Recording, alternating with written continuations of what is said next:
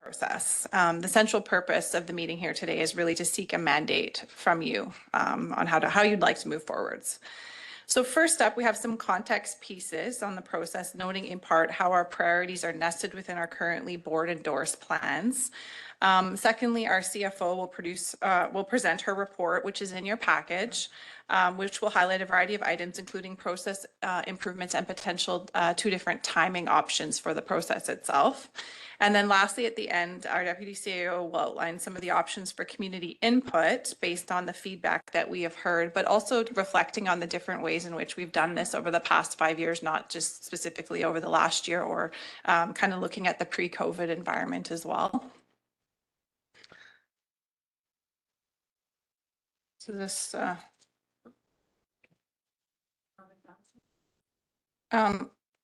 oh, you have to press it a few times. Never mind, it works.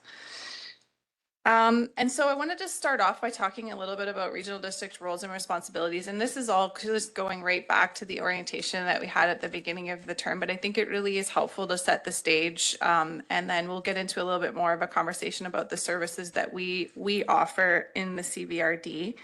But basically, originally, the powers and services of regional districts were quite limited, but however, regional districts have become more established since they first came into being in the 60s. But essentially what we are designed to do is to achieve regional economies of scale and provide flexible service arrangements in which residents pay for the services that they receive. So we offer a political and administrative framework that manages development in the rural areas. We achieve those economies of scale. We're obligated, though, to provide very few services by the provincial government. So a couple of things there: emergency management, capital financing, levying capital dollars for hospital districts. But we often, as regional districts, provide a wide array of services, even though they are optional. They're quite extensive in most regional districts throughout the province. And we have 3 different buckets of services, including the regional, sub-regional, and local to electoral areas, such as utilities. Our governing legislation is the Local Government Act, which sets out what the purposes of our form of government are. And they're listed here on the screen, but I'll just read them through briefly. Providing good government for the community, providing the services and other things that the board considers necessary or desirable for all or part of the community, providing for the stewardship of public assets of its community, and fostering the current and future economic, social, and environmental well-being of the community. So these are the purposes as described in the Local Government Act, and we work together regionally to fulfill these ambitious goals. The next slide speaks to the planning inputs that I just wanted to reflect on that work their way into setting priorities for the regional district. And so during this time of year and leading into August, when budgets have to be submitted to the finance department, division leads will be working to pull actions within current service delivery plans into the budget for 2025, which informs the next fiscal cycle. As departmental budgets come together, senior staff are working to integrate your board's strategic priorities while working to balance the increasing cost pressures and core service levels that are established in the current service plans and strategies. Some of those are listed on the screen, and the point I wanted to raise is that many of the service reviews that inform our service levels have been done fairly recently within the past 5 years. So there's been a lot of analysis, a lot of consultant expertise has been brought into the system to inform where we are today. Your budget mandate today will inform the service planning process based on the direction we hear. And we have put together by department, which is in your package, a little bit of an overview so you can be reminded of the breadth of the service and the operational workload that we currently have. And those are the appendices to Tracy's report in your package. So arguably, our service levels are well established through a variety of board endorsed plans, many fairly recently as mentioned. And staff consider those as they do their operational planning and prepare their budgets to come forwards to you every year. The CBRD is a large organization, as we know. It has a very diverse asset portfolio, and of the 27 regional districts, we are among the top third in population size in BC. And the variety of regional districts, 27 of them across the province, range in size from 1,000 to nearly 3 million in Metro Vancouver. We operate more utility systems than other RDs in the province. Although some may have more services than us, we have more services in that area. This graphic needs a little bit of an update. It's the one included in your asset management plan that's available online, but it just gives you a bit of a sense of the breadth of services and assets that we have, including 21 water systems, 16 wastewater systems, 9 drainage systems, and 2,200 hectares of parks and 170 kilometers of trails. It's very extensive and a real testament to the crew that we have, that we are able to provide these incredible services to the public.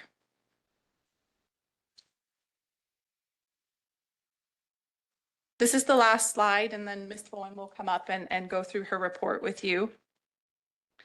Many of your board priorities align with the existing board endorsed service reviews and strategies. And so we have a very good idea of what actions, programs, and policies will help to advance these interests. And some of the objectives are already underway. The 2 broad themes that overlay all of the work we do here that are outlined in your strategic plan are reconciliation and watershed stewardship. So those are the 2 broad themes that you've highlighted for us. And arguably those items need to be woven into all the work we do strategically and over time. You'll recall that staff are working to produce a tracking and reporting regime with a program called Cascade, and you can expect the first report in July. And I wanted to mention that because it aligns nicely with your budget process. You'll get a presentation in that month where you'll have an opportunity to see the progress on your strategic plan, and then that'll give you an opportunity to provide direction to staff at that time if you wish to scale up, scale down. And so it does align nicely with your budget process. I just wanted to reflect on that. The other point I wanted to make is that core services are the lion's share of staff's workload. I would say even 80 to 85% of the capacity we have is taken up just by providing the core services. And so our ability to move forward with the strategic objectives is a meaningful portion of the workload that we have as staff, but it is only a fraction, and I just wanted to make that point.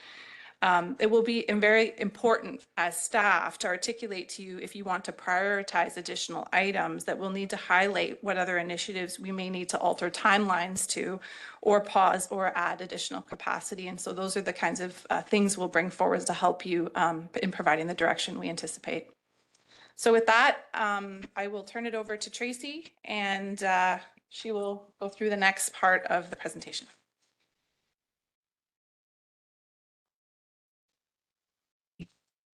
Okay.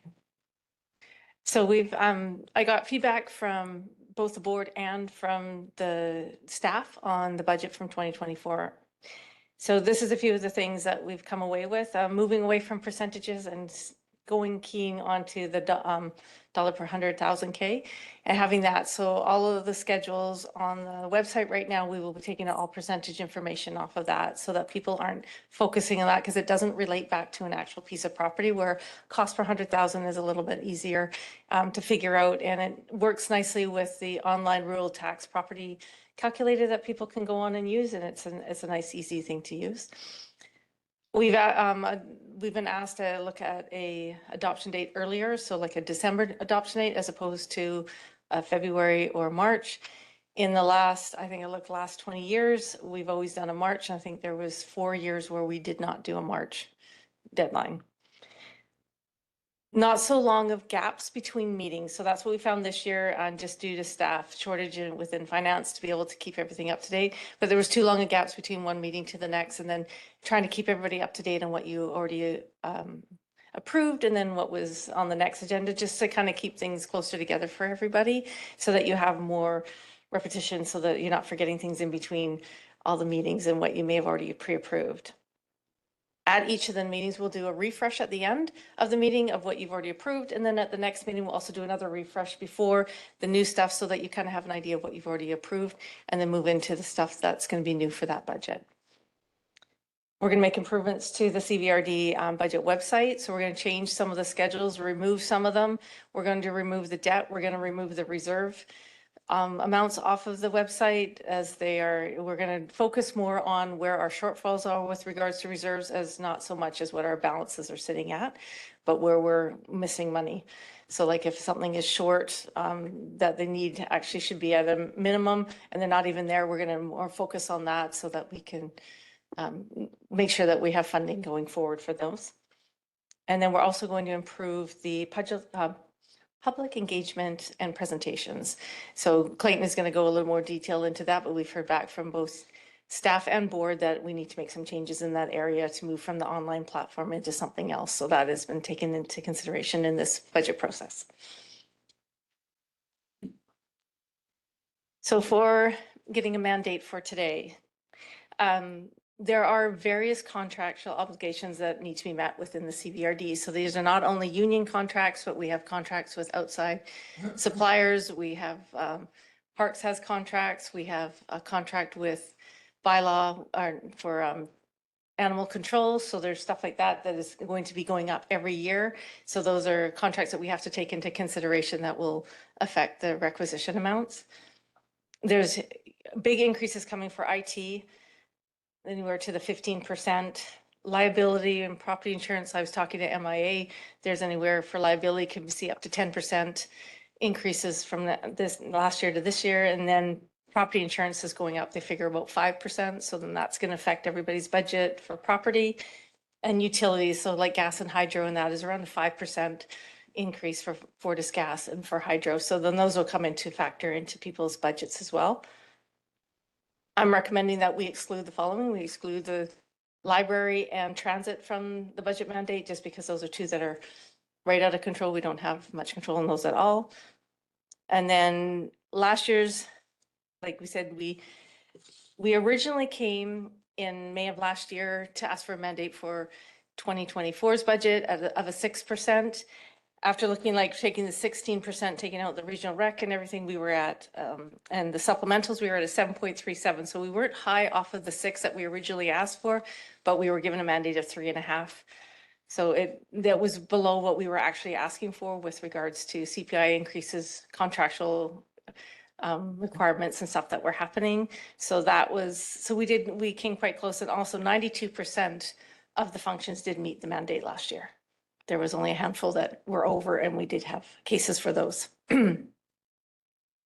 So for 2025 going forward, this is where we're going to need your help on what you're looking for a budget mandate. Looking over regional rec for the extra that we have to tax on behalf of the town of Ladysmith, North Cowichan, and the Sportsplex, basing it just on the numbers of 2024 and adding a 1/3 to that, so that would be a full 3/3, is a 4.1% increase. So that's not including any increase to anything with regards to any of their stuff that they would have to their budgets. So that's just like an estimate based on old numbers. So it's not something that we could hold to for 2025.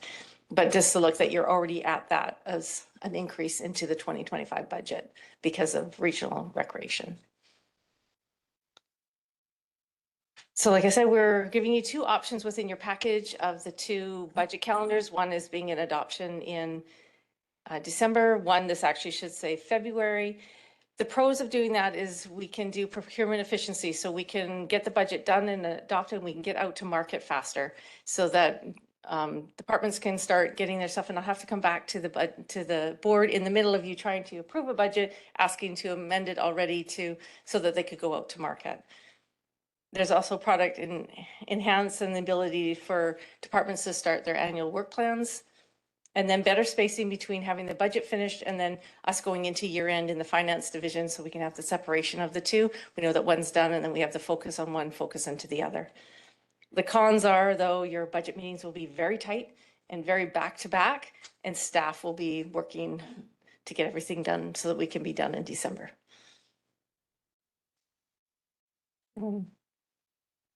So that's what we're doing. So as you can see in your report, we've kind of focused on a couple of changes. We're no longer calling them supplementals. There will be two types of items coming forward. There will be enhancement requests, which are like service changes and staffing, and then there'll be capital asset investments. So there'll be two different types. So we're no longer calling them supplementals. And then the other ones are the ones I brought up, is that like the budget meetings will be more condensed. The budget section on the website, we're going to include a bit more information. We do have now an actual, they have my name on there with an email address where people can actually drop questions into, and we will respond back to them. And we will put a bit more information regarding budget and the difference of what a rural property tax is and what regional districts ask for and what stuff the province puts on their property taxes, so they can see a little bit more difference between those two. And we're looking for some informational videos to put on there for people, so that it's, because it is, we're quite unique in being a regional district, and part of us is, still has to pay from the province and some of it is from the CBRD. So I don't really have a number because we're not sure if that's where we want to get into discussion on where you guys are wanting to have us at. So we can continue on with Clayton's information on the next slide, and then we can come back and have discussion on the mandate.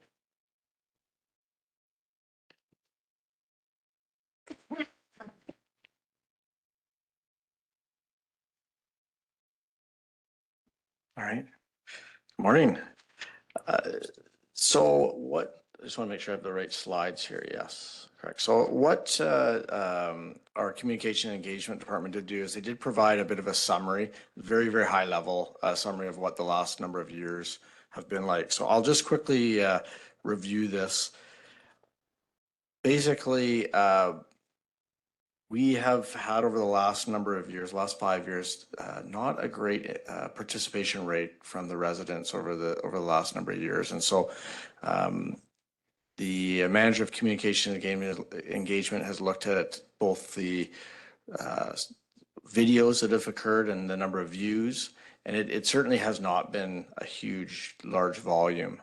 And so one of the things that was noted that even prior to COVID, the participation was fairly low as well. So we're looking at both two periods, both pre-COVID and post. It seems to be a low level. And I know the board provided some direction or some suggestions that they did want to look at what that feedback process looks like, and what options might be available or to be presented. So we're looking for feedback from the board today if we could. So I won't go into what the history is. Most of you have been aware of that. It definitely hasn't been a huge number of participants through the process. But what I was hopefully to look at is more what the future looks like. So I'm just going to flip to this slide here. And so here's some options, and we're still working through some various scenarios here. But some of the recommendations that are being made here is that the budget process. So one item that our CFO had mentioned was in relation to the video. And so we've spoken to a number of regional districts and municipalities, and one suggestion is to create an information video to talk about what the budget looks like. We've heard in the past 180 plus functions. What are those functions? How do they operate? Who receives services from those functions? So that video is one suggestion that we would pull together for people's information, so they would know what the process looks like and what their services that they're being provided. The other suggestion may be to consider having meetings, specifically budget meetings, in the evening, and allowing the potential of more people to attend. And that is something obviously the board can consider, but at least having the budget meeting or one or two of those budget meetings, have them in the evening time there, and possibly at a larger venue if there's interest. So that's for consideration. And the other one is to look at having an in-person meeting. When we get to towards the later parts of the budget process, we do often have periods of times where we are seeking that feedback, or the board seeking that feedback from the public. And traditionally, the last number of years, it's been all virtual. So maybe balancing it out with one virtual and one in-person meeting. And that may assist in the sense of people's participation, or at least give people options to do that. It's interesting. I was reviewing the 2019 resident satisfaction survey, and one of the notes there, and I know that's a bit dated, but and we're going to be updating that later this year, is that the participation seems like the majority of people, the in-person was not a high priority. It was actually way down the list. I want to say it was almost number 10 that they were interested in coming out and participating in person. They were at that point in time looking at email and different type of virtual options, and not as much as they talk about virtual meetings, but ways to input or provide input to their feedback on things such as the budget. So that leads to the last one here is we are suggesting that we would develop a budget survey.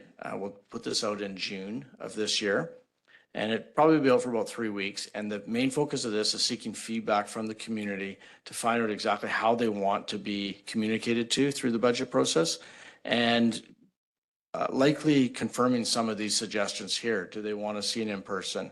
How often would they like to be communicated? You know, there's been some suggestions and recommendations. We've had some great success with Plan Your Couch, and that is a tool there as well that we could utilize. So the main intent of this survey would be just to be go out and asking the question, like, how do you see this communication working for you? And then we can tailor that response to for the budget process there. I think that's probably all I wanted to mention today. We're really looking today if there is any feedback or any suggestions from the board on if there's any different ways you'd like us to explore communication and seeking feedback from the community. I mentioned it just a moment ago, that we are scheduled to complete our resident satisfaction survey. So I think the last one was, I mentioned 2019. So we are a couple of years behind on that. But the plan to do that is that will be done this fall, with the timing of that information will be available for the next budget period. It does take, we do hire in a consultant to come in with us and go through that to make sure that it is done consistent with the past surveys, and so that we have some baseline information from the previous surveys to the new survey. So that'll be done this fall, and then so for 2026 and beyond, we'll have that regular information that's available for us. And if you've seen the previous one, the version, it does get into a lot of detail about what services are priorities for the community. So it is actually fairly helpful. I can certainly redistribute that if needed. So yeah, just looking for feedback or if there's any questions. Thank you. So I've started a speakers list. I have Morrison, Martman, Douglas, Wilson, McGonigal. I can't see my screen, but I'll go there. Sierra's on there. Yeah, can we remove the presentation? Thank you very much to the presenters, and we'll start with Director Morrison. Oh, sorry, before that, I just would request that board members bring all of their points out in one go so that we don't have a round and around and around.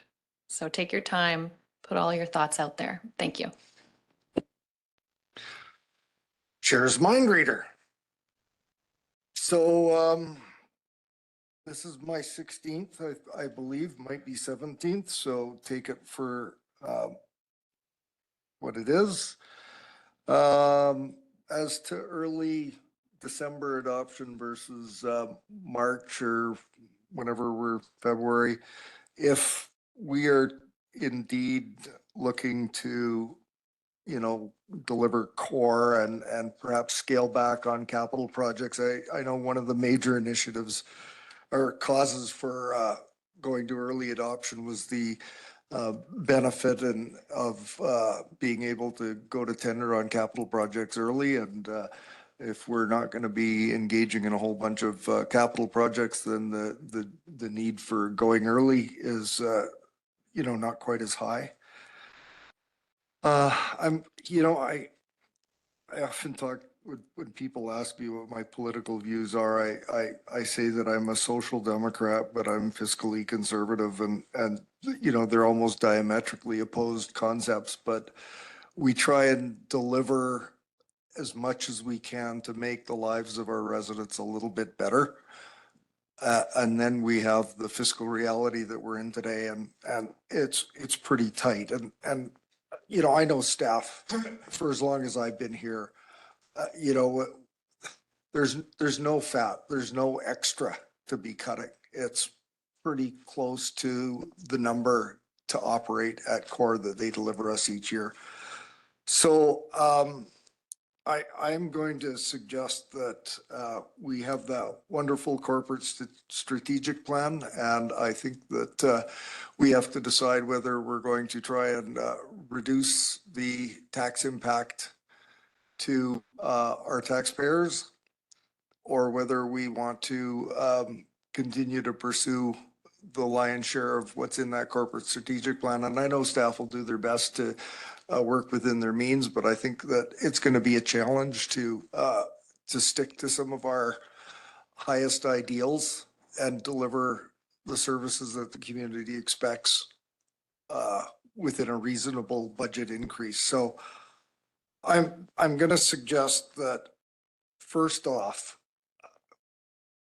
third year regional rec implementation should not be delayed. I know that I think Director McClinton had suggested it. I was alone when I said we shouldn't have phased it in over 3 years. And we are, and it's been painful for 3 years. And if we want to take this last third and try and mess with that, we're just going to extend the pain longer and into an election year. And previous board sort of tied our hands, but that's what we're faced with. Let's get regional recreation fully costed and implemented, and then we will have a year where we can hopefully have a normal budget in 2026. So that's my very first point. With all the different approaches that we've had and taken as far as budget goes, I think that we should be asking staff for a core budget. Regional rec should be not included in that. We should be asking to exclude library, which we have no influence over or very little. I think that we should not be including any enhanced staff requisition. I think that was the term you used, the new term. And that asset management should be included with the core.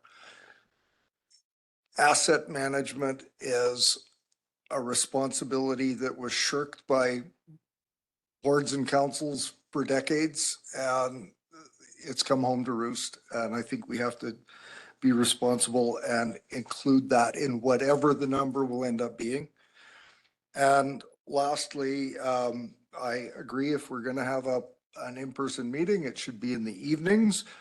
And the idea of producing a video is an excellent idea. And I think our chair and vice chair could maybe make a regional one. And I would highly recommend that we find the resources for each individual electoral area director to do a small clip that could be available on the website as well.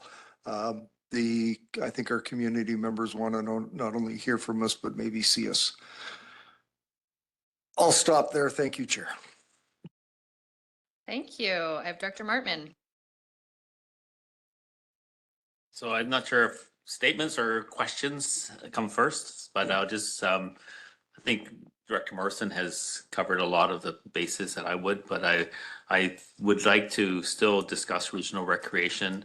But before I get that, I think at a very high level, my question is, when we set a budget mandate, whether it's for core or in plus enhancements, or what does that do in terms of reporting back to the committee on that budget? So if we set it for 0 or 3% or 6%, can you just walk us through the process with what kind of reports we're likely to see?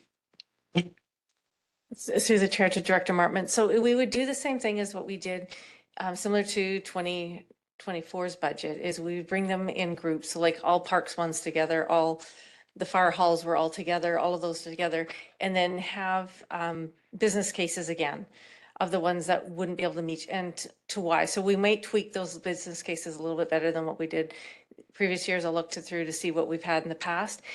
Just so that you know that, okay, so if you set a mandate of 6, okay, they couldn't meet it. Here's why they couldn't meet it. It could be because of a capital asset enhancement or asset management is what, like, as what Director Morrison was saying, putting money aside for future stuff like that, that might bring them over their limit. Is there something to do with, they brought on the staff that was already pre-approved, now bringing them all on board? Because, you know, there's still departments that are behind in staffing. They have positions vacant. Now you're going to be bringing them in.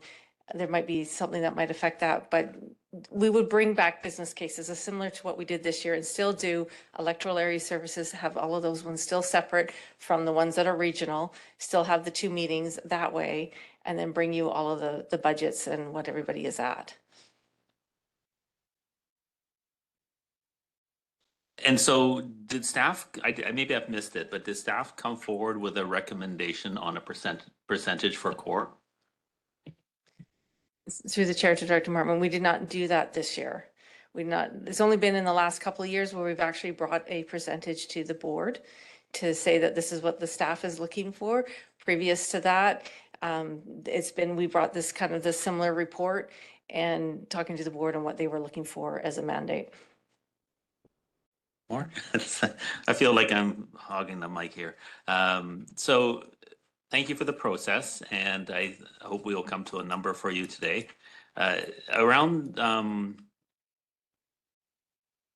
not sure which way to go for. I have a third question and a statement, Chair. So the third question is actually around regional recreation. And I guess I would like to have a clear picture in my mind, which I don't have right now, on what that is looking like for this budget. What is locked in? Because I heard 4.1% as an estimate for regional rec, but what about the third year phase? Does that include the third year phase in, or is the third year phase in number? Can you put them both together? Through the chair to Director Martman, I'll try my best. Okay, so the 4.1% that I was talking about is the extra tax that the CVRD is taxing now that we became the regional rec. So it's the money that we're collecting on behalf of for North Cowichan, Town of Ladysmith, and Sportsplex. So those are extras. So that 4.1 does not include the CVRD's rec centers. This is extra money that we are taxing on top of. So like when the last year when we had the 6.17, which was on top, that was for North Cowichan, Town of Ladysmith, and Sportsplex's extra tax money that was being shifted from theirs into the CVRD and us having to tax for it. That's where that shift was coming from. So that's what the 4 is. So that's not for all of regional rec. That is just the extra for those 3 areas. And so for, help me with electoral areas impact then on regional rec is the 6.67, is it? Through the chair to Director Martman, I'd have to like look at the whole thing again. I only looked at just the extra. I didn't look at adding to what City of Duncan might, or what the CCC might go to, what Shawnigan Lake, what the Frank Jameson, and how that's going to shift over to areas H and G. Yeah. And I just want to pipe in, I think, you know, the budgets for the recreation centers are more discussed in the at the commissions, right? Yeah. Ms. Miles Wilson. I just wanted to offer something to help with the discussion and the direction a little bit is, you know, with the cost pressures that we are experiencing in providing all of our services, to maintain the current level of service, we don't anticipate anything different than you saw last year. Just wanted to make that point. And so, you know, in your package, you'll notice the recommended resolution, which is to approve the process. And there's process improvements that Ms. Bowen has outlined, as well as a calendar option. But if you wanted to entertain direction here today about maintaining or altering our level of service, those are really the only ways we're going to adjust what you end up seeing at the end of the day.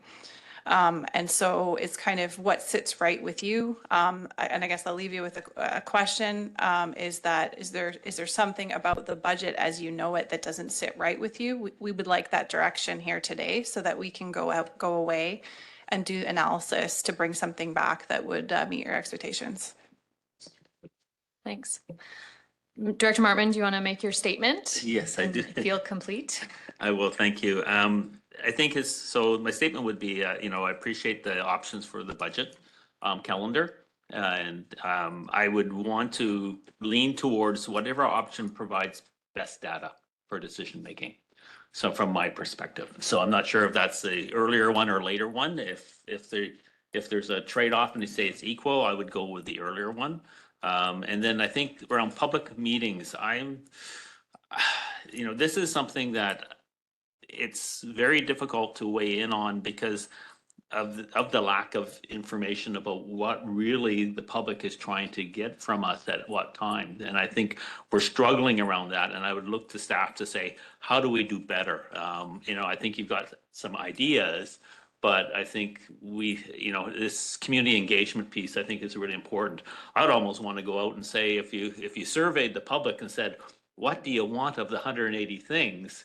I'd be really interested in what they would come back and you start that kind of conversation, you might get a lot more engagement, but I don't get a lot of engagement on this until the final number comes. Thank you, Chair. Thank you. I have Director Douglas. Chair, I have a couple questions, a comment, and I'm willing to put forward a couple motions if that helps speed things along. I wonder if you should hold the motions until we hear from the groups. right. I have three more speakers after you. Okay, all right. So first question, just with regards to how we're defining core services, the way it's outlined in the report, it seems to indicate it's more core operations excluding capital investments and enhancement of services. But I know in a lot of discussions we've had over the years, many define core services as more water, sewer, roads and municipalities. Obviously, that's not the case here. Parks and Rec. But I'm wondering if staff could perhaps provide some clarity on how staff are defining core services. Through the chair to Director Douglas. So core services are what of running the function. So you have to look at each individual function separately. So for water and sewer, it's to run and maintain and keep the sewer running and keeping the water flowing. Parks, it could be the maintenance of the parks, parking lots, amenities, just the maintenance and the day-to-day running of the systems. It's not the extra capital stuff that you add on the extra, but you add it this year as a capital item, next year it becomes a maintenance item, so it goes back into core. So even though it's maybe a capital enhancement this year, but next year it's going to be part of your core, and it's going to be part of your core for the next until that item is gone. So the core is running the day-to-day service of the business. So in finance, it's just running the day-to-day, keeping everything up to date. In the recreation, it's keeping the doors open and keeping the lights on and just running that day-to-day service, not adding anything extra to it. That is a core service. But the enhancements and stuff is when you're going to add to that, and then you're going to change that core. So this year will be an enhancement. Next year will be part of your core. That is that's the thing that everyone goes, oh yeah, we're going to get this capital project. But yes, now that capital project now is going to become a part of your core to maintain and run that operation now that you've built it and brought it into play. But just so we're clear, we're including all CBRD services as core. Correct. Yeah. It's the entire 180 All right. functions that we deal with every day. Got it. Yeah. All right. The other question is just with regards to including the schedule on the reserves. I'm assuming that includes both the capital and operating reserves. I know in our past couple of budget cycles, I think a lot of us have found that helpful where we've got certain functions that are in excess of the minimum or maximum limit we want in reserves, and we found ways to use some of that funding to cover one-time expenses. Okay. Through the chair to Director Douglas. So what we have found, though, it has worked in our disadvantage as well, from not just from the board, but from outside of people having that information. So we need to really be focusing on where our shortfalls are, where we have functions that don't have any. And we shouldn't be focusing more we may have a fire hall that only has a $10,000 reserve, but they need to have a new fire hall in 3 years. And we know that's going to cost a lot of money. So it's something that we should be looking more towards that and not worrying about the amounts, because in the last couple of years, just coming out of COVID, some reserves are high only because of shortfalls with not being able to get a staff. In corporate services, we have, I think there's 5 positions that are in the budget. We just can't fund them. So the money is there. So that goes into the reserve, but then that's going to could be used for other things, which staff are aware of and staff are thinking that. So staff will bring it forward as to what we're going to be using those funds for.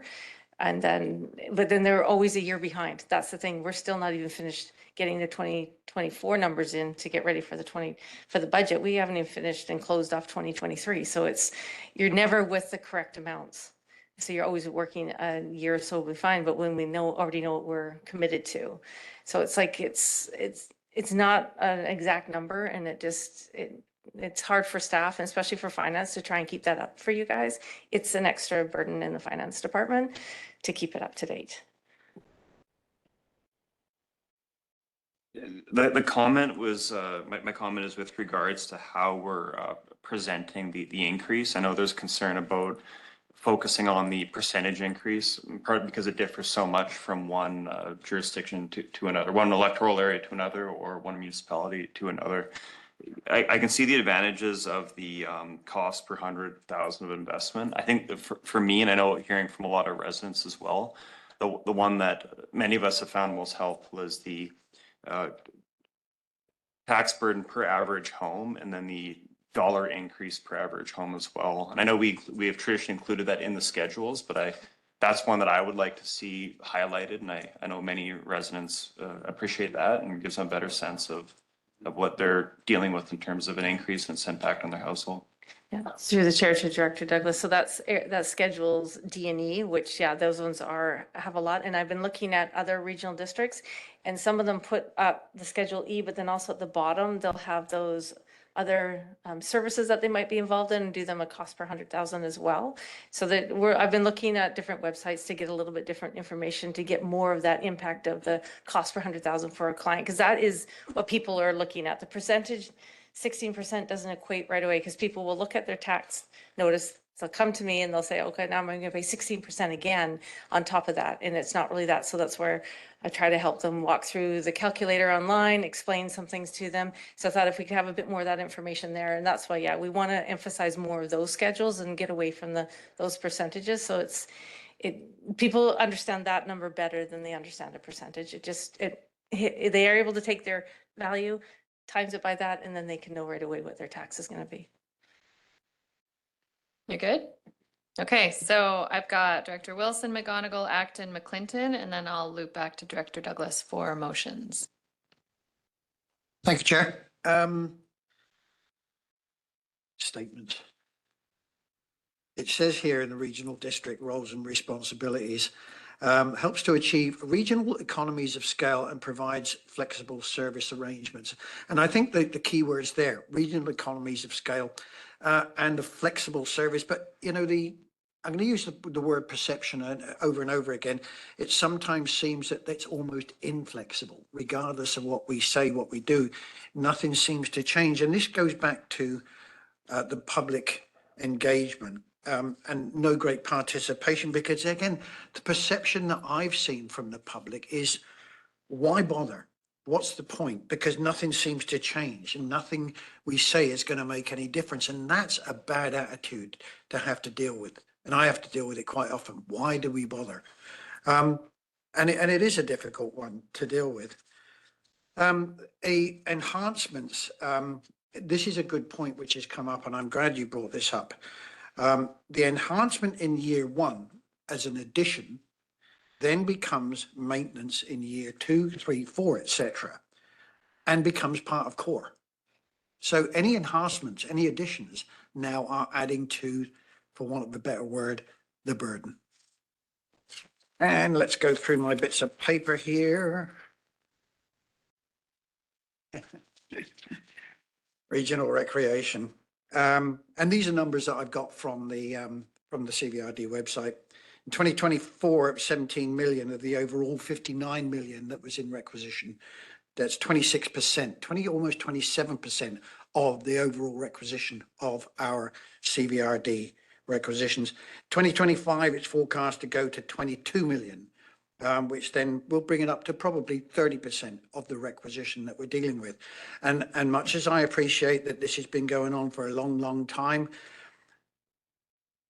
to try and bring this in, the magnitude in 3 years, I originally thought was a mistake. I still think it's a mistake. It could have been spread over 5 years, maybe even 6 years. And yes, we extend the pain, but we reduce the impact the financial impact of the people that have to shoulder this amount of increase. I would much rather see that regional recreation change from 3 years to another period, which will reduce this if we can. And I'm sure, I see Mr. Elsinger's already up there. So that's that bit, Mr. Elsinger. And then do you want to answer that bit? And then I've got another one here as well, please, Chair. Go ahead, Mr. Elzinga. Thank you through the chair to Director Wilson. So if I understand that question, it is what is the implications of the pain of extending across extra years? And the two things that come to mind is the administration of a phased-in approach for regional recreation has been extensive, especially on the finance division. And so there's a lot of work to maintain this phased approach and the number of functions. When we talk about 180 different services, some of those functions would disappear with the ending of the phased-in period of regional recreation. Okay, yeah, I think I understand that as well, but my concern obviously is the 17 million or 16.8 million, then go to 22 million next year in 2025. That was the 2024, 2025 numbers. It's a huge amount to put onto our residents there. Yeah, and it does form a major part of the overall requisition. So through the chair to Director Wilson on that question and some of the increases that have impacted function 390. So as we heard earlier in the CAO's presentation, that the stewardship of assets is a primary responsibility of the regional district. And I've heard already that from the regional recreation strategic plan, outside of the funding piece, trails are an important part of where we want to go. But there is also this maintenance and of existing recreation infrastructure. A lot of our facilities now are exceeding 50 years of age. As you see in one of the slides on the attachments that comes from community services, in 2024, there are 22 projects that exceed $50,000. So notably, the Couch Community Center roof replacement is a $6 million project that was phased in over 3 years because of some of those financial impacts. In 2024, that is 2.8 million. The Couch and Sportsplex has a new field house going in, and the Couch and Core Recreation Commission recommended that there be a $400,000 contribution to that facility as part of regional recreation. So a number of those infrastructure replacements that are part of regional recreation have happened in 2024. Thank you, Madam Chair. While we've got Mr. Elsinger there, and you did say ask them all together, so let's go back to the Tom Cochrane's and the Jan Ardens and all that stuff. What I would really like to see here, I don't agree with subsidising a performance which is out there for the public to attend. So is it possible that the authorities who are in charge of this can do a little bit more investigation before they make a commitment to engage an artist, so that at least they know or have a good idea that they're going to reach the break-even point? Is that possible? It's certainly possible, through the chair to Director Wilson, it's certainly possible that they can investigate different offerings prior to, but there is still a little bit of a risk when you take on a opportunity for the community. And I will submit that there is a diverse offering through our Couch Performing Arts Center, and some of the offerings that are with the values of the CVRD around diversity and equity and inclusion may not be the most profitable offerings. And sometimes our staff look to making sure that our community has some exposure to some of a diverse range of offerings. That so if the board directs that we are focused on profit, some of those offerings may go by the wayside. Yeah, I don't think, maybe I misunderstood. I'm not looking for profit here. Okay. I am looking for limited risk. You know, if we have to lose 10%, that's fine. But if we're losing 50%, no, that's not right. So that's just a comment for that one. That's a valid point. I would look to risk management on this type of thing. Okay. And I think I have one more and then I'm done, I promise. Core service deliveries, delivery priorities. Have there, since we looked in those, has there been any changes? Have there been any reductions, or have there been increases on those core and that's on page, that one there. Oh, okay. Yeah. So What I'm saying that with the priorities, have there been any major changes in those delivery priorities, or have there been any reductions, or have there been increases? So within community services, if that's the question to me, Director Wilson. On the through board, the yeah, chair. yeah. We do focus on 3 plans. I don't know if they're all listed there, but the Transit Future Action Plan, the Regional Recreation Strategic Plan, again, is not just about funding. And we are now embarking upon an arts and culture master plan. So we will be seeing recommendations from that arts and culture master plan come forward. But from the Transit Future Action Plan, there is always suggested enhancements in our partnership with the province. And this year, Custom Transit and the NCX connector with Nanaimo had some enhanced hours. So that was over and above core services. In regional recreation, there was some funding put toward the establishment of governance. So with the commissions, there was some administration around that this year. So that was an enhancement, if you would like to look at it that way. One of the things that we're focused on this year, which may have a minimal financial impact to the administration, but a big impact to some members of our community, is that financial safety net. We work with the Kids Sport and Jumpstart on some of their supports for some members of our community, and we'll be looking at that with our team this year. So there's a little bit of administration that goes into that. I would certainly term that, I guess, above core, but it's certainly work that we're taking on this year for the first time in a while. Ms. Miles Wilson? Sorry, our CFO kind of suggested that Director Wilson may actually be referring to the variety of core service delivery priorities. Yeah, okay, so I'll speak to that if that's okay, Chair Segal. And so Mr. Elzinga shared regarding Community Services Department, but just reflecting on the presentation that we gave at the beginning, and I had a slide about the planning inputs.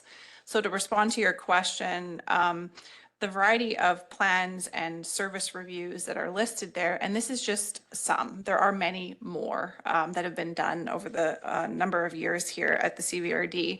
And yes, those recommendations were board endorsed, and staff take those endorsed recommendations and work them into budgets and work plans. And so like a couple of examples is the solid waste management plan. You have new service enhancements came out of that. Asset management strategic plan, you had a new position funded last year. And so yes, each endorsed plan or review results in a service adjustment. And so that happens incrementally and over time. Every time we endorse something, it works its way into the service offering. Good, thank you. Thank you. I'd just like to mention that my stomach is definitely feeling like it's lunchtime. And so I encourage future speakers to stick to the topic and remember that staff is mostly looking for direction on service level for going into the budget process, that then they will go through a deep dive and bring back their research and proposals through the budget calendar. Director McGonigal. Thank you, Chair Segal.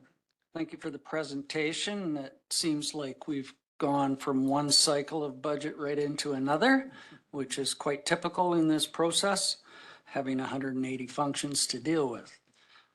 Fortunately or unfortunately, our community does not participate in a lot, but the ones we participate in have a significant financial impact on not only our requisition to the CVRD, but our ability to fund other projects within our municipality as a small entity. First of all, I would rather see a February budget adoption personally, if there is no capital portions that need to be processed early. And I can guarantee you there would be public engagement if, as our CAO has mentioned, that we would have a similar increase as last year. The public engagement would be implemented from the very first budget meeting. So I am encouraging not only evening opportunities for public to view the budget process, but for us to participate in an evening budget process where the public could join us in the boardroom here. I know we constantly ask for public engagement, but at 12:09 PM on a Wednesday, not many people will be engaging publicly. I have some thoughts moving forward, but I will await Director Douglas's motion and see if they do align with mine. Thank you, Chair Segal. Thank you. On to Director Acton. Thank you, Chair. I thought Director McGonigal was before me. I mean, Clinton, but sorry. I have a few comments about the presentation. I don't know if I missed the part. I did give some feedback that I thought would be quite helpful, was that the supplementals were reviewed with that budget. I heard you mention the supplementals, that they wouldn't be separate, but would we actually see them? So that's what you mean, right? Tracy, they'd just be together with the whole budget? Through the chair to Director Acton. So yeah, we would bring them at the same meeting. So what we'll do this year, we kind of had they were too separated from one another and it was too long. So this year I've sped up everything and had it so that in the morning of an EASC meeting, you do the budgets. And then the second part of that would be also the supplementals that deal with or the enhancements or capital assets enhancements at that same day, so that you know all of it at once and you're not like, okay, you're dealing with this. You get it all in one report. Like at the same day, Excellent. same meeting, you'd look at it all. Thank you. And along those, I have like a bit of connections to and comments. The regional rec, I'm not talking about how we pay for it. I think we should for sure move to the model where everyone's paying their share, because it was really hard to understand how much it had increased. And to the regional rec, a lot of those commissions were new to me, and I found the commission meetings really challenging. The staff didn't come to the meeting with any kind of, oh, you don't like that increase, then we could, maybe not add this item. And there was no flexibility in that way. So what I did notice was there was a lot of capital projects being funded with requisition, like improvements or repairs and on maintenance. So, and those items are really big ticket items for community centers. And so my comment is our population is just too small to sustain this kind of growth that we have in our budget, in our taxes. And I think a lot of it is the recreation centers, capital replacements, and we need to look to the province and the feds for more grant opportunities. We almost have to not fund anything that can be applied for a grant at some time.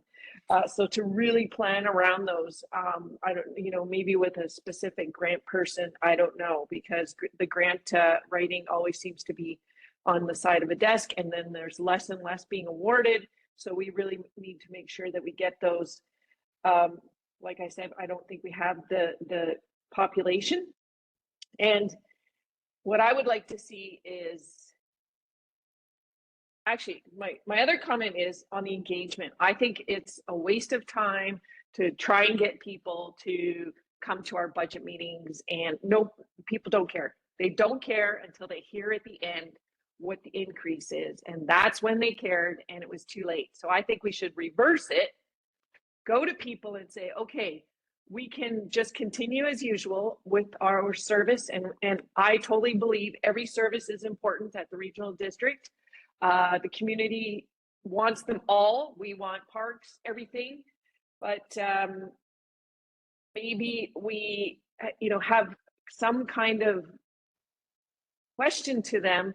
Do you want to only see a 5% increase and it's status quo, business as usual? And what that means, so if that meant no more new parks or no more, well, I wouldn't go for the parks more electoral areas, but no more increased bus service or no more this or that, then that's what it's going to look like, because that's what our growth is naturally. And then, or do you want to see, like, say, an 8% increase or 10%, and then we include our strategic plan? Do you want to see more water protection, more regional planning, more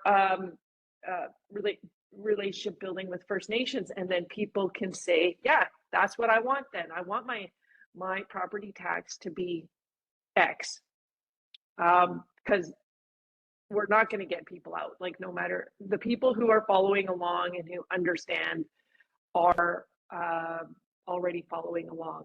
And if we actually want to get people to come to our meetings, we need to break it down even further. Just the whole style of the meeting is not even, I have friends who come and they are just like, they can't even understand what went on.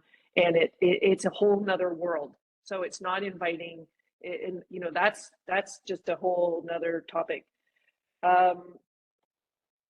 Hey, I'm trying to be, I think I got most of it, what I wanted to say. Thank you. Thank you, Director Acton. Okay, I've got Director McClinton and then Staples. Thank you, Chair. Yeah, so it's my third budget, and I'm going to speak more like a citizen rather than a director. You know, the last two rounds, we've come out saying we want to sharpen our pencils and, you know, have fiscally responsible budgets. And then by the end of it, we've ended up with two of the largest tax increases each year for local governments in the province. I can't separate out regional rec, core, library. For me, they all go together. And what I would be advocating for is a moderate budget, a single digit increase. I almost don't care how we get there. Obviously, there's some devil in the details. But one thing I've learned over the last 2 years is that our staff is incredibly skilled, and I've worked with them closely on many projects, and they've been able to come up with innovative solutions to get to the goals. And the more I get out of their way, the better the things run. And so I would be looking to empower staff to come back and with to hit the mandate that we're looking to hit. And that, you know, for me, that's where it starts and ends. You know, we have been adding to people's burden when we've been wanting to take away. In my area, the average home is paying $500 more than they were 2 years ago. In other areas, it's more than thousands of dollars. And I just think this is the time for us to put forward a modest budget increase. I'm not looking at slashing services, but let's show our population that we can do this for them. And so that's what I'll be looking for. And the last thing I'll add is I would like to see a budget that doesn't have enhancements come at the end. I do not think the board is the place to be getting into the management of these budgets. I think that is for the staff to do. Let's set the direction and let the staff come back with their with their recommendations on how to manage this. And that's what I'll be supporting. Thank you. Thank you, Director McClinton. Well said. Director Staples. I think at this time, what's coming to mind as I'm listening to people share their perspectives is the really need to, we already know that we're going to have an increase this year. So if someone had mentioned flipping it around, but I think maybe from a bit of a different perspective, and what I'm thinking is really getting that, here's the number we know we're going to have. And here's the number we're trying to stay under, like to get that information out. I did hear about public consultation and sharing information, but I think if the public knows and that this is why, with really good solid explanations as to why. And then also too, I think, you know, we've done every 2 years at the city, we've done surveys for I don't know how many years, like a community citizen survey to see how people feel about things. And the one thing that people never want is a cutback in service. And so that is not something that people support generally, because as long as the services are being provided. And, you know, our community, our region is growing. I don't even know how many, and I look forward to hearing how many units of housing in the regional district we actually, you know, have in the queue to being built. We have a lot more people coming here. So we're at one of those And I think we've mentioned this before, we're at that place where we're in between, right? And it's a hard place to be in, and it's going to cost the people that are here money, because for way too long, people didn't invest into the future. And we are now paying for that, and we can't be the ones to not do that because we're just leaving it for someone else. And I recognize the challenge in that. It is the unfortunate way that this system is built. And until that the system itself is changed, it is, you know, in a way we're stuck to dealing with what we can within it. But to not prepare for the future and to not, you know, do the maintenance and ensure that that we're inviting people to come here to live here and with all of the places that are being built right now. We need to have strong services. I want my, you know, kids and my kids are too old now, but my grandkids and my nieces and nephews to be able to access sports and access recreation and, you know, have a community that supports culture and supports diversity. And that's something that we're actively building. Every community goes through this. It's our turn right now, and it has been for a few years, and it will be for a few more years. But I think what we can do is really just do our best and to really prepare people and invite them into the conversation. And yeah, that's all for now. Thanks.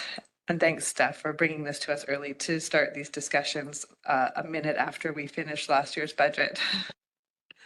Thank you, Director Staples. I really agree. I think that outreach to the public and bringing them along in understanding is so important. I know last year I had so many phone calls where the public is just, what do you mean infrastructure deficits? What do you mean provincial downloading? And so those are concepts we're really familiar with here, but that the public has a hard time grasping. Okay, Director Istash, and then we're going for some motions. Thank you, Chair. Often it's easy to go when it's right behind Director Staples. You touched on what I was going to say too, is that we keep forgetting and thinking that we were the way things were or are with the way things were.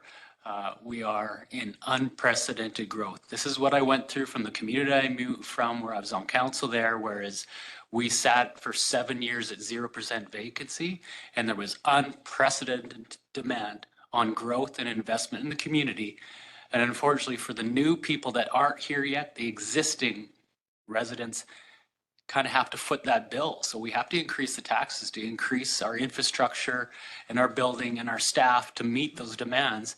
And eventually that tax base will come around, while at the same time, as Director Chair said, was that we're at that 50-year, we're that wonderful money that was spent in 1967 in the centennial. All those buildings are coming to age right now, and we're paying the dues of not investing in those in the past. So it's all these things where we're doing nobody a disservice to cut the budgets that tight, because we're going to hurt ourselves horribly in the future. So I just wanted to touch on that, saying that if we don't invest now, we're really putting ourselves in a bad place. So small numbers are great, but it's short-sighted. And last point, I am in no means in any favor of shortening the time or extending the time frame on regional rec. Let's make it happen on the path it's on. And also an awareness that a lot of things have moved around. We see a huge regional recreation number, but the thing that's not touched on is that those numbers have moved. So in North Cowson's cases, our recreation side of our taxpayers' budget went down, and it just became, now it's over in regional rec.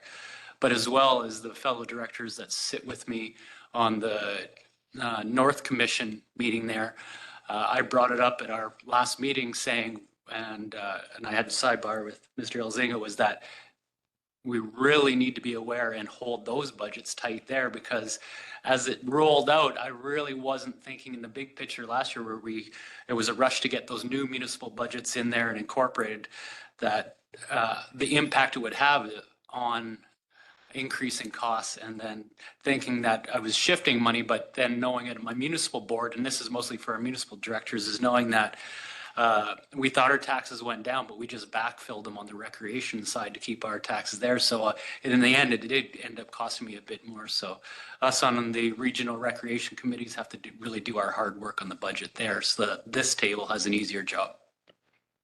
Thank you. All right, Director Douglas, motions, please. Motions. Okay, so I have one on the calendar and I haven't heard any strong preferences around the table except for Director McGonigal. So I framed it around what Director McGonigal wants. And the motion would be that we direct staff proceed with the 2025 budget process and calendar to approve the 5-year financial plan in February 2025. Moved, seconded. Any discussion? Director Nicholson? So I have a question. One of the things I think is important is the asset management stuff. And we have a lot of aging infrastructure in our recreation facilities in particular. So I'm wondering, is it possible? I don't know what the next motion of Director Douglas is going to be, but I was hoping that that capital would become is a priority. So we could possibly do one of those pre-approval things in December for things that need to get out for tender, if that's a problem. So that's a question. Can we do that? Mr. Elzinga? Through the chair to Director Nicholson, I'm hearing from my colleagues, yes, we could do that again in the for the 2024 budget. We had 5 projects that were brought to the board's attention in November with the same February adoption. So we would be looking for any projects that had that constrained timeline, especially in recreation facilities. And so the board would see that report in November. Great. So even if we move today to adopt in February, anything of real priority can be brought to us before. That's great. Any other discussion on the motion? I'll call the question. All those in favor? Any opposed? None opposed. Motion carries. Director Douglas. So Chair, I have a couple options and I'm not sure what the board's preference is. We could do what we did last year, which obviously didn't work out as we intended with the 3.5% mandate. But I have a motion ready to basically provide that same direction, excluding the library system, transit, and regional rec. The alternative would be that we direct staff to prepare a 2025 budget that maintains current levels of service and requires a business case for any requests for service enhancements or major capital investments. Director Morse. I would second the second motion because it doesn't have a percentage in it. I agree. I'll move then when Okay. you second it. So moved and seconded. Director McClinton, I see your hand popped up. Yeah, I Discussion can't- on the motion.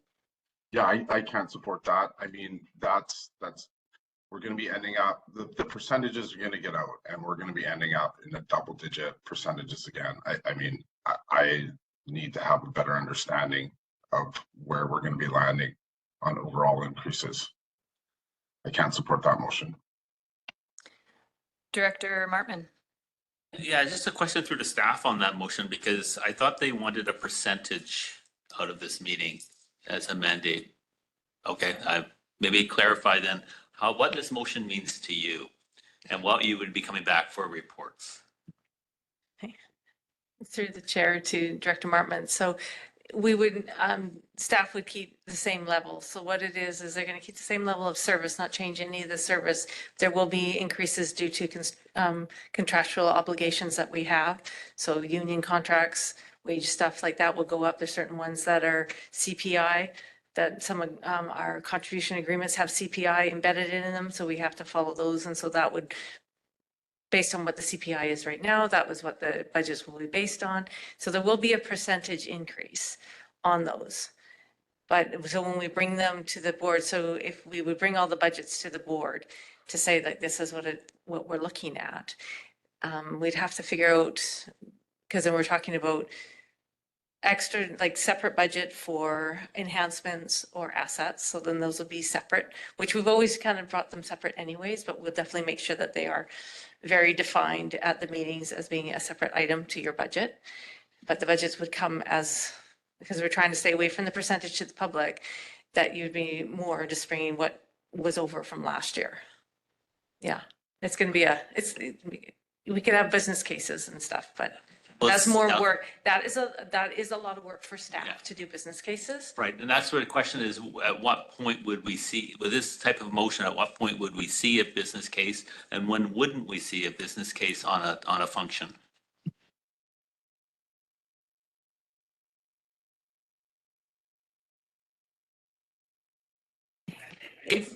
For clarity, Yes, service enhancements and capital would have a report and have them separate. But core, we're just keeping core as the status quo. We're not changing anything in core. But yeah, there will be increases just because of contractual obligations to what we'll have to have. So like hydro is Is going to it- go up. yeah. There's not going to be a business case for that. That just Yeah. happens. And then we're with the union contracts with the 3 unions that we deal with, there'll be increases to wages and benefits based off of that and what those percentages are. So yeah, Okay, I'm going to go to Director Morrison. And I'm wondering if there's an appetite for any amendment here, but go ahead. Well, and thank you, Director Martin, for the clarification, because I think what's important here is to not go to percentages, to have staff bring core, and core is just described, union increases, hydro, those sorts of things. And then beyond that, there will be a regional rec, there will be library, there will be asset management, and staff, additional staff will, in my mind, be additional to core. So core is our bare bones, what we are obligated to deliver 2024 to 2025. That's my understanding. So I would like to agree, yes. And so when we talk about the service enhancements, those are things that are in a service plan that's already been endorsed by the board. So those are things that we would pull out and say, we're going to advance this plan. Like it could be the bylaw service review, you know, it could be any of those where you've given us direction to advance that service and we're going to pull elements of it into the budget. Those would be the things that would go into a business case and you can decide if that's what you want to do or if you want to just maintain where we currently are. Just to reflect on Ms. Bowen's comments at the beginning of the meeting is 92% of our functions came in at a very modest rate, but not without impact. There's things that were reduced there regarding the tools that staff have to do the work. And so we wouldn't want to recommend kind of whittling away at the lean budgets that we already have. And so those would have to be presented as a business case to kind of enhance. We're not. Yeah, I see your hand, Director Wilson. Yeah, I've taken some notes and just reflecting on what Director McClinton had said, just in, you know, empowering the amazing staff that we have. Like, I wonder if there's some appetite for an amendment around, you know, staff exploring strategic reductions where appropriate, creative revenue generations, grants, things like that. I'll go to Director Wilson. Yeah, thank you, Chair. And I'm glad you brought up that amendment. I would support that. The way this has been brought forward so far, I can't support at all. And I would be on the side of Director Director McClinton on this one, because it just rings of, let's not do anything. Let's same old, because we've already been told that we're going to take regional recreation out. Well, I think Tracy mentioned that if we leave that in, and it will be in, we're already looking at 4.1% without anything else. So if we leave things as they are, we're going to be looking at the same as last year, 8, 9, whatever percent, if that's my understanding. But in the way I understand at the moment, I can't support the motion that's on the floor. And if the committee wanted to entertain that, or the board wanted to entertain that, we would be looking for direction for staff to go back and take a look at possible adjustments to the service level to bring that known tax load down. We would need that direction because it's going to be a lot of work. And we're happy to do the analysis, but that would be a direction we're looking here today. So is that best an amendment to this motion or a separate motion?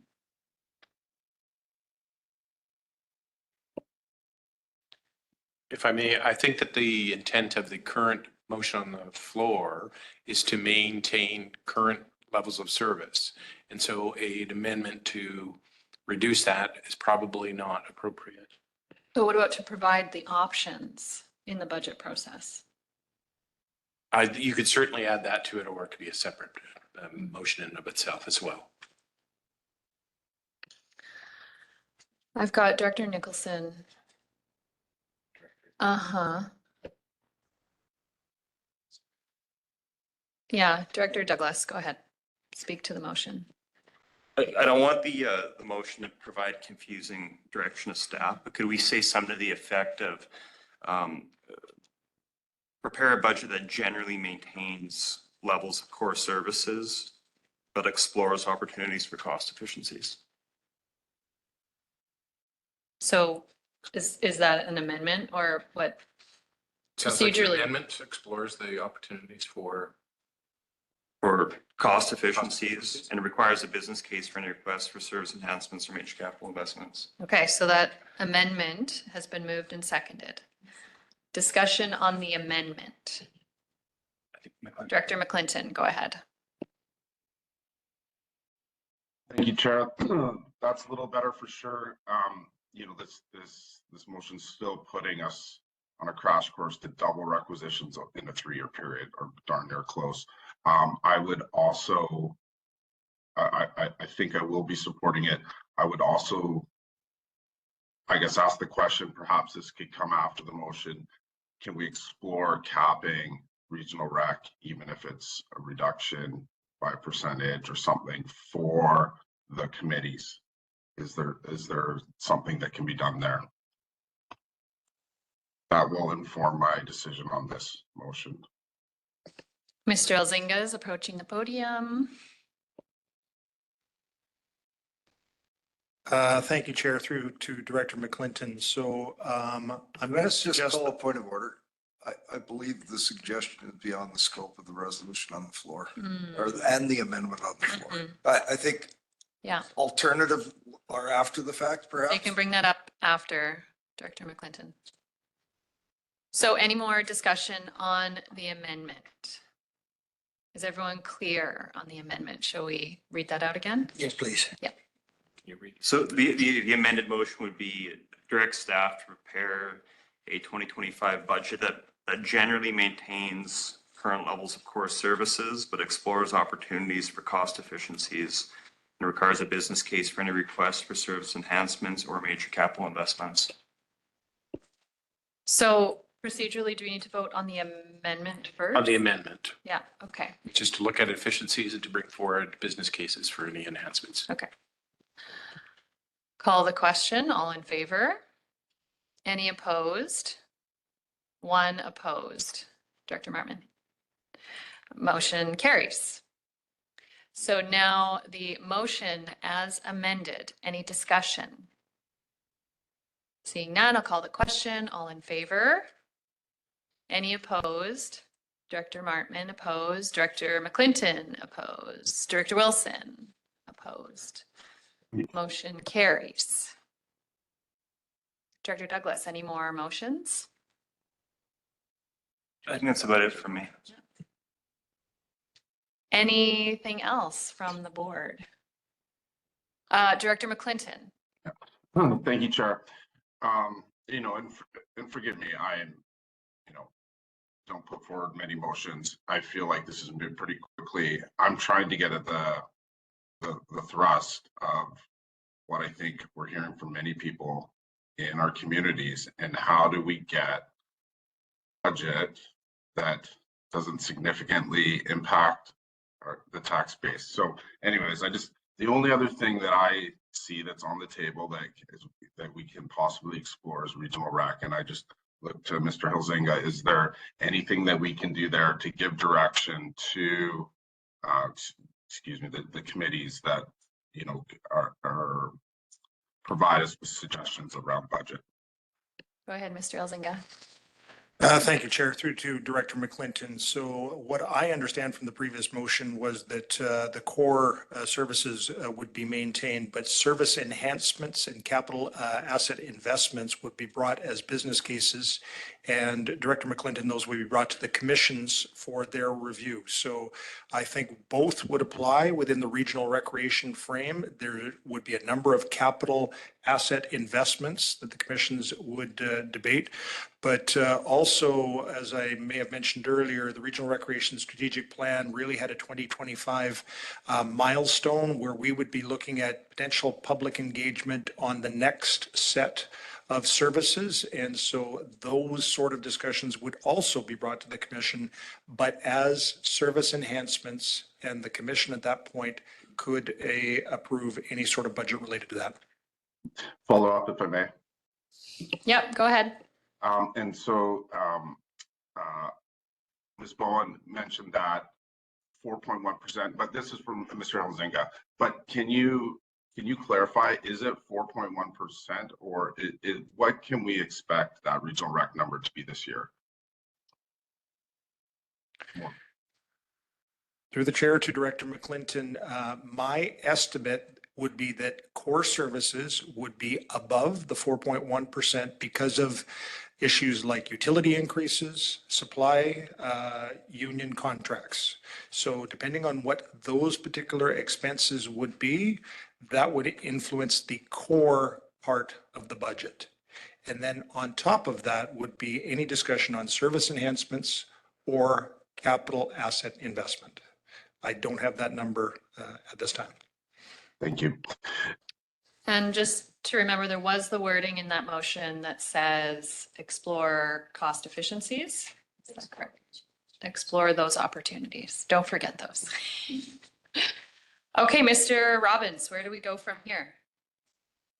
Yes, Director McGonigal. Thank you. I would like to bring forward a motion to have a moratorium on utility acquisitions, please. Moved. Is there a seconder? Seconded. Discussion on the motion. Director Morrison. Yeah, I'd like to refer this to electoral area services because this is a real on the fly sort of thing and all the utilities are in electoral area service or electoral areas. So does that come up in a future budget meeting or like just in committee? Just refer the question of utility acquisition to electoral area services, and then that can be discussed and brought back to a future meeting. Okay, and that's seconding the referral.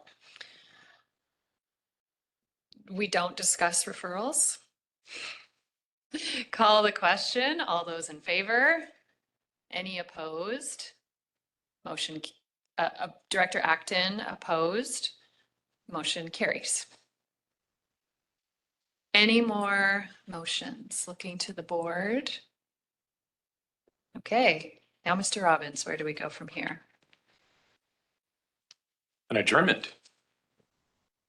Oh, yes, Director Nicholson. I just wanted to make a comment, and I do this all the time. I really feel that we don't have enough information to make good budgetary decisions from the perspective of efficiency of delivery and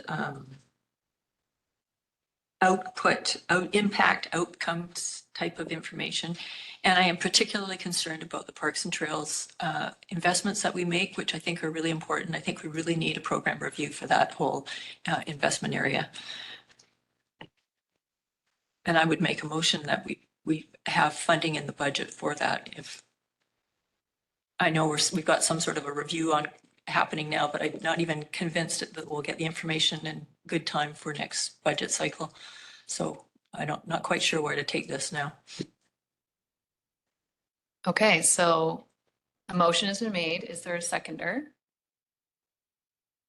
Director, Can Mr. we Robbins? have the motion back so we can record it? I will talk to our CAO, and then I will make a motion next time we have some sort of budget discussion. Wonderful.